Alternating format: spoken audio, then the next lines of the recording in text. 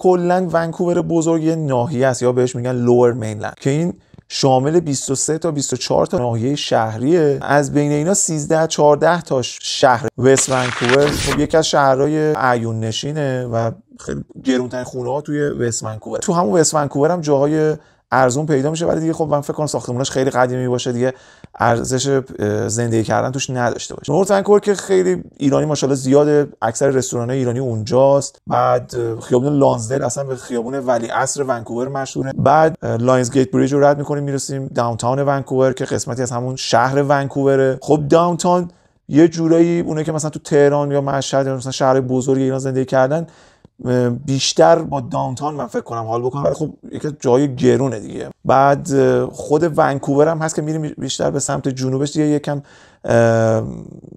به اصطلاح رزیدنتاش میشن هندی. بعد میریم نزدیک ریچموند، شهر ریچموند که اونم یه پر چینیه. بعد میایم سمت شرق دلتا رو داریم، دلتا شهر صنعتیه بیشتر. بعد برنابی هست. من خودم از نظر جغرافیایی برنابی رو ترجیح میدم چون به همه جا نزدیکتر میشه. برنابی باشی خب مثلا شاید با 1 رو 20 دقیقه اسکای ترین برسی داونتاون یا 1 رو 20 دقیقه رانندگی برسی، شاید هم 10 دقیقه 1 رو رانندگی برسی داونتاون. برنابی شهر خوبه ولی میگم باز تو هر شهری یه محله‌های متفاوتی هست دیگه، باید اون محله خوب مورد نظرت رو تو همون شهر پیدا بکن. بعد برنابی میایم یکم به سمت شمال شرق میرسیم به ترای سیتیز یا کوکویدلام. ترای سیتیز در واقع میشه کوکویدلام، پورت کوکویدلام و پورت مودی که پورت مودی خیلی محله نسبتاً خوبیه، باز نسبت به جای دیگه کوکویدلام گرونتره، جای دیگه ترای سیتیز بخش گرونتره. پورت مودی بعد نزدیک 2 تا دریاچه هم هست که خب حالا یه جای همچین باصفاتریه. پلیس مخصوص خودش هم داره، خب همچین امنیتش خیلی سفت و سخت و محکمه. مثلا اونجا اگه از 50 کیلومتر یه 5 کیلومتر بالاتر سرعت بری سریع جریمت میکنه. بعد از کوکویدلام میایم پایینتر نیو وستمینستر رو داریم. نیو وستمینستر یه محله کوچیکه، اونم خیلی دلچسب نیست، اوکیه. بعد سوری رو داریم که دیگه خب میشه پر هندی و پاکستانی و اونورتر سوری هم باز به سمت شرق دیگه لنگلیه که دیگه خب خیلی دور میشه دیگه از اون حالت شهری ونکوور. اگه مثلا بخوای حالت کانتری ساید یعنی دور از شهر مثلا زندگی کنی و مثلا لنگلی حالا خوبه، بافت شهریش یکم ضعیف‌تره.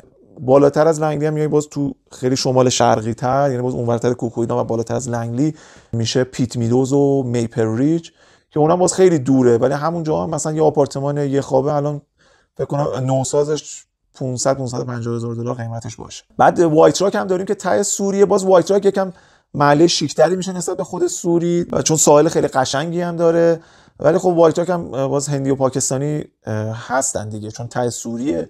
من زیاد ایرانی ندیدم اونجا زندگی بکنه. ایرانی‌ها بیشتر تو نورت ونکوور، وست ونکوور و کوکویدلام هستن. حالا ممکنه تو برنابی و مثلا جای دیگه هم پخش باشن دیگه. به نظر من بستگی به بودجه طرف داره. من خودم باشم میرم مثلا اگه خب پول زیاد داشته باشم میرم حتما داونتاون زندگی میکنم چون پیاده به همه چی دسترسی داری. نه دیگه میام مثلا برنابی زندگی میکنم چون حالا ممکنه بگی نورت ونکوور خب ایرانی زیاده ولی خب اگه میرید ونکوور کانادا زندگی میکنید دیگه رفتید یه جای خارج رو ببینید دیگه. حالا قرار نیست که همش هر جا میریم دیگه اونجا هم باز با ایرانی و مغازه ایرانی خود آدم میخواد بره با فرهنگ‌های دیگه هم آشنا بشه دیگه. برنابی همچین حالت اختلاطی از انواع فرهنگ‌هاست، یعنی هندی و چینی و همه جور آدم مثلا اونجا هست، اروپایی و اینا اونجا هست، حالت اختلاط خوبی داره.